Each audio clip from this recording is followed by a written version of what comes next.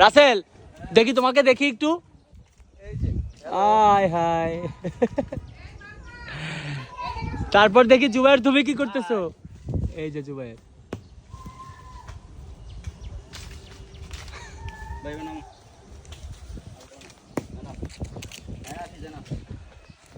আর এ হলাম আমি। ওরা আম পাড়তেছে, আমি সে আম কুড়িয়ে নিচ্ছি।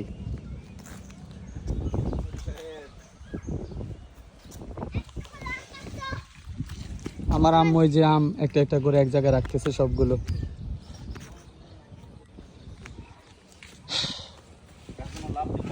তুমি লাভ দিবে?